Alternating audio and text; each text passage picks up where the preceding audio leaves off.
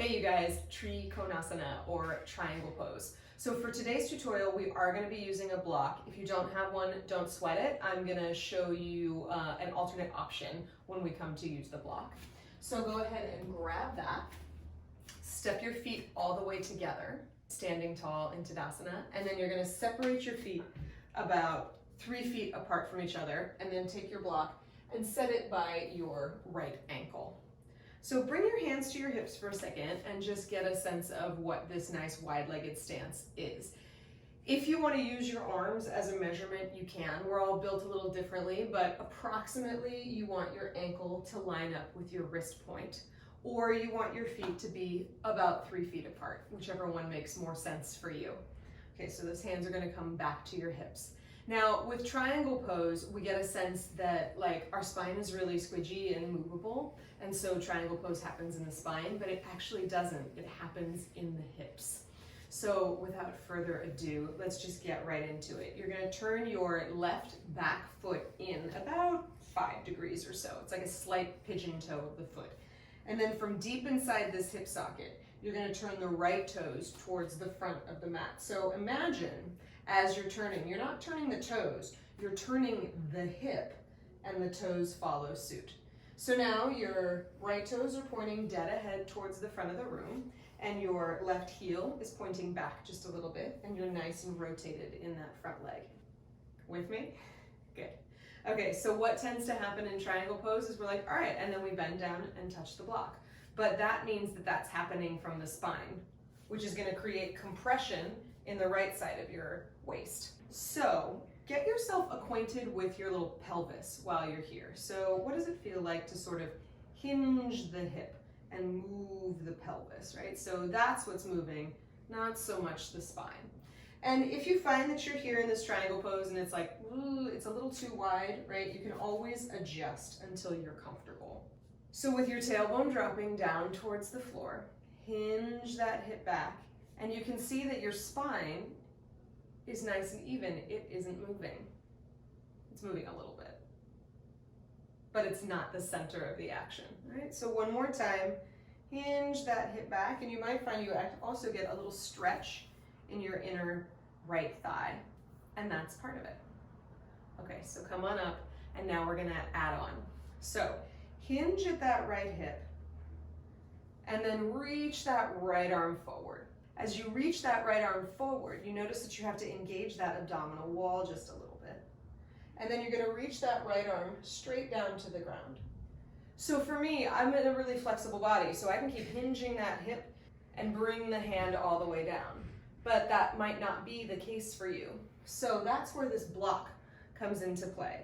As you hinge the hip back and you find that reach of the arm, you may find that the hand is only going to come down to the ground before you get so much resistance that you can't go any further, and you'll start to collapse through that right side waist. So thinking with a long spine, the hand comes down to the level of the prop that makes sense for you. And if you don't have a block, you can rest the hand on the top of your shin. Now, caveat to that, you don't want to jam your hand down into the shin, so it's really light. Okay, so that right hand is on your prop or on the shin. Your spine is nice and long, your hips are nice and hinged. And then you're just going to reach that left arm all the way up towards the ceiling. And then go ahead and come back up and out. So that's the basic mechanics of triangle pose. So now we're going to move into it in a fluid way. So starting from the ground up, you're rooting down through your feet, especially that big toe edge of your front foot. Open your arms out wide. Hinge that right hip back way, way, way, way back. You might find that you reach that right arm forward just a little bit, and then you start to tip, bringing that right hand down to your prop. So mine is a little bit lower. That's what makes sense for my body. Reach that left arm up towards the ceiling. So see if you can really reach through those left fingertips so that this right hand stays light on the ground. And then the very last thing to pay attention to here in the legs is that if you're like me, you have a tendency to lock that right knee out. So just shift that shin bone forward so you activate through that front leg. Lean the chest back so it's lined up right over that front leg. And then if your neck will allow, turn your gaze up towards the left thumb. If that doesn't work for your neck, you can keep the gaze straight forward, or you can bring it down to the ground. Activating through those legs, lifting and lengthening through the spine. Both sides of the waist are beautifully long. That right arm is light. That left arm is reaching with vigor. The chest is leaning back, and then the gaze is where it makes sense and where it's deliberate. Take one more breath here. And then exhale, come up and out of it. Bring your hands to your hips. Turn your right toes forward. And step your feet together for a little bit of a breather. Ooh, been in that one for a while. And now we take side two. So again, separate your feet about 3 feet, or if you want to measure it, wrist point to heel, you can.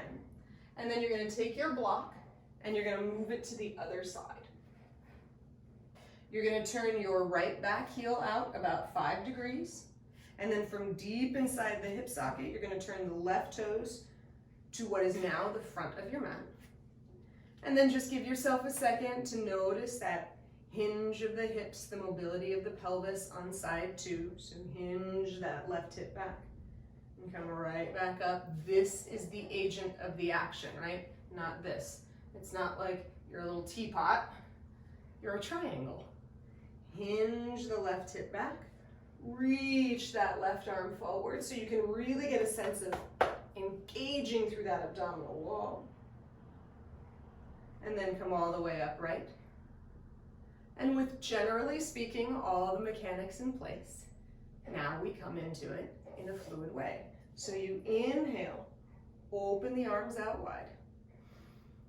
Exhale, hinge that left hip back, and when it can't hinge anymore, then that left hand comes down to the shin or maybe to your block with your fingertips or your hand resting lightly. Lean that chest back so it lines up right over that front leg. You've got a wee rotation here in the rib cage, and then you find that gaze maybe up at your right thumb, maybe straight forward, maybe down at your left toes. Just give yourself a couple of moments to explore here. What is it like to zipper my inner thighs, activate through that front leg so it doesn't lock out, it's nice and strong. Take a couple of breaths in your nice, long, activated Trikonasana. And then inhale, come all the way up. Turn your left toes in, bring your hands to your hips. Step or hop your feet together. And that's triangle pose, Trikonasana. So as always, ask me questions in the comments. I'm happy to get into the nitty-gritty with you. If you enjoy this, like and subscribe to the channel so you get more tutorials and more flows. And I'll see you next week with another. Namaste.